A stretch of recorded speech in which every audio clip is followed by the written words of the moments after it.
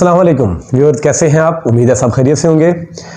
आपको यकीनन आपने DHA की साइट पे जाकर फ्लैश न्यूज़ भी देख ली होगी कि बल्कि बड़े अरसे से ये चीज़ चलती आ रही है कि DHA के अंदर रेसलिंग होने जा रही है।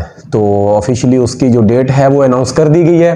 इसी दिसंबर के महीने में 15, 16, 17, 18 यहाँ पे जो रेसलिंग है वो होने जा रही है। जो एक ट्राइब्यूट होगा, जो हमारे सलाबज़दगान थे उन हजरात के लिए हुए हैं, उन ख़ानदानों के लिए उस ट्राइब्यूट में DHA रेसलिंग का इनकाद करने जा रहा है। और दूसरा ये है कि जो हमारे विलाज, चाहे वो कनाल की चीज़ें थी हमारी या कुछ रेजिडेंशियल के कोई भी प्लॉट थे या कमर्शियल थे, उसके अगेंस्ट जितनी भी हमारी इंस्टॉलमेंट ड्यूज़ हैं, उन इंस्टॉलमेंट का जो वेवर आया हुआ था वो वेवर इसी साल मतलब दिसंबर के माह के साथ वो भी एंड हो जाएगा। तो अगर कुछ लोग उस वेवर से फ़ायदा उठाना चाह रहे हैं तो वो अपनी इंस्टॉलमेंट्स वगैरह इसी माह दिसंबर के अंदर वो पे करें और जो उनको वेवर है वो मिल जाएगा। बाकी दूसरा ये है कि अगर हम देखते हैं कि आज इस हफ्ते के अंदर दिसंबर का जो पहला वीक ये चल रहा था, एंड हुआ, फिर आगे आज मंडे है, तो हमें कौन सी चीज़ें ज़्यादा ट्रेड होने में वो दिखी हैं।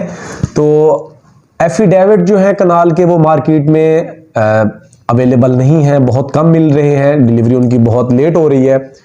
कनाल की जो एलोकेशन है वो अवेलेबल है, लेकिन उसका रेट तकरीबन वही चल रहा है 63, 64, 65 या उससे नीचे। जहाँ पे वो सेलर की मर्जी आती है वो अपनी चीज़ वो सेल आउट कर देता है। अगर हम बात करते हैं ओवरऑल NDC प्लॉट्स की, तो इस वक्त जो कनाल के हवाले से लो कॉस्ट का जो सेक्टर है वो W1, W2 है, या साथ में हम सेक्टर X की बात करते हैं या सेक्टर L की बात करते हैं, तो यहाँ पे हमें कम रेट पे जो प्लॉट हैं कनाल के वो मिल जाते हैं। बाकी अगर हम बात करते हैं रोमेंजा साइड की, रोमेंजा साइड पे दो सेक्टर्स हैं। रोमेंजा एवेन्यू रोड के दाएं बाएं एक सेक्टर F है, वो एक कनाल का है। साथ में हमारी लेफ्ट साइड पे एक सेक्टर बन जाता है, वो है सेक्टर A का। सेक्टर A I की तरह एक छोटा सा सेक्टर है, लेकिन जो सेक्टर A के रेट्स हैं वो फ़िलहाल मार्केट में कोई ख़ास ज़्यादा उनकी हाइप नहीं है। रोमेंजा की वजह से कम रेट पे भी वो चीज़ें ट्रेड हो रही हैं। 8 मिलियन के राउंड अबाउट चीज़ें ट्रेड हो रही हैं। फिर डिपेंड करता है कि आपके पास अगर कोई कैटेगरी की चीज़ है तो फिर वो कैटेगरी का रेट और हो जाता है। इसी तरीके से अगर हम सेक्टर F की बात करते हैं तो सेक्टर F भी ऑलमोस्ट 7 मिलियन, 7.5 मिलियन यहाँ पे ट्रेड होता हुआ दिख रहा है मार्केट के अंदर। और सेक्टर G के बारे में मैं कुछ कह नहीं सकता, क्योंकि सेक्टर G की कोई ट्रांजैक्शन मुझे बड़े दिनों से देखने को नहीं मिली। सेक्टर H की बात करते हैं तो सेक्टर H हमें 10 मिलियन के राउंड अबाउट 9 मिलियन से ऊपर हमें वो प्लॉट मिलते हैं।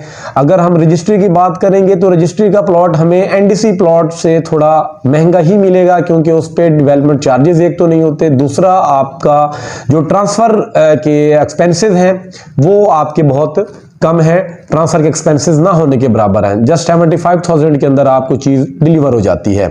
अगर हम उससे जो नीचे सेक्टर है I और K, इसमें भी आपको 9 मिलियन से ऑनवर्ड चीज़ें देखने को मिलती हैं। कुछ ऐसे प्लॉट्स हैं सेक्टर K में जो हमें 9 मिलियन से नीचे भी देखने को मिले हैं, लेकिन जो एवरेज इसकी जो ट्रांजैक्शन रेट जो देखने को मिला है वो 9.5 मिलियन के राउंड अबाउट ही हमें देखने को मिला है।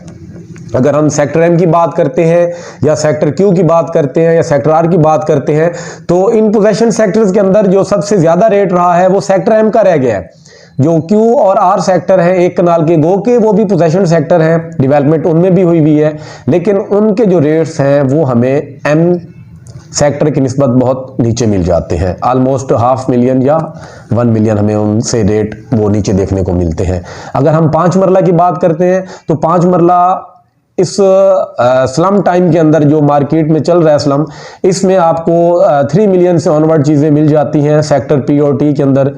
और अगर हम सेक्टर V की बात करते हैं तो सेक्टर V में आपको 3 मिलियन से नीचे की चीज़ें मिल जाती हैं, लेकिन कुछ प्लॉट ऐसे हैं जो P और T के आपको 3 मिलियन से नीचे भी वो देखने को मार्केट में मिलते हैं। वजह यही है कि तो उनकी लोकेशन इतनी ज़्यादा वो बेहतरीन नहीं होगी, साथ में उनके जो डेवलपमेंट चार्जेस हैं वो डेवलपमेंट चार्जेस उनके 5, 6 या 7 लाख तकरीबन वो पे हो चुके हैं, जिस वजह से वो इतना ज़्यादा रेट नहीं गेन कर पा रहे। अगर हम बात करते हैं 10 मरला के हवाले से, तो 10 मरला में सेक्टर B1 आपको और साइड पे मिल रहा है, आपको वेस्ट साइड पे मिल रहा है। अगर हम सेक्टर U की बात करते हैं, इसमें भी 10 मरला है, वो आपको इस साइड पे मिलता है, मतलब खानेवाल साइड मतीतल रोड के करीब ये हमें सेक्टर पड़ जाता है। तो अगर हम रेट की बात करते हैं तो ये शुरू से ही सेक्टर B1 और सेक्टर जो U है, इनके दरमियान जो रेट का एक वो गैप रहा है। सेक्टर B1 हमेशा लो रेट पे ट्रेड हुआ है, और अगर हम सेक्टर U के 10 मरला की बात करते हैं तो ऑलमोस्ट 500,000 या मोर देन 500,000 वो B1 के प्लॉट से ज्यादा ही ट्रेड होता दिखा है, खा वो मार्केट अच्छी थी या मार्केट में स्लम चल रहा है। अभी कुछ चीजें हैं जो सेक्टर B1 में हमें 5 मिलियन से ऑनवर्ड, मतलब 5.2 5.3 मिलियन में देखने को मिलती हैं, लेकिन जो सेक्टर U है वो आज भी 6 मिलियन या 6 मिलियन प्लस पे ट्रेड होता हुआ दिख रहा है। और सेक्टर V इकलौता सेक्टर है 8 मरला का, लेकिन उसमें भी कोई खातिर खा वो रेट में बेहतरी नहीं आई। उसमें भी जो रेट चल रहा है वो आपको 4.3 मिलियन या 4 मिलियन प्लस आपको वो चीजें देखने को मिलती हैं। 4 मिलियन की 1-2 चीजें आई थी, वो ट्रेड हो गई हैं, लेकिन दोबारा हमें उस रेट पे कोई चीज देखने को नहीं मिली। 4.2 4.3 मिलियन से ऑनवर्ड आपको वो चीजें देखने को मिलती हैं।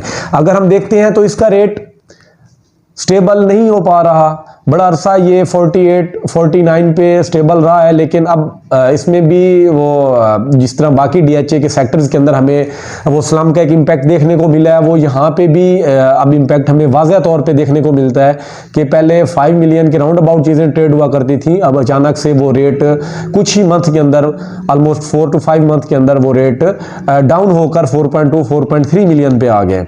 और इसका जो इन्वेस्टमेंट के अगर हम पर्पज से देखते हैं तो यहाँ पे अभी रेट जो नीचे आए हुए हैं सेक्टर V के, हालांकि इकलौता सेक्टर था, लेकिन वो रेट गेन ना करने की वजह यह है कि अभी इन्वेस्टमेंट का जो फेज है वो चल रहा है, एंड यूजर यहाँ पे कम आ रहा है।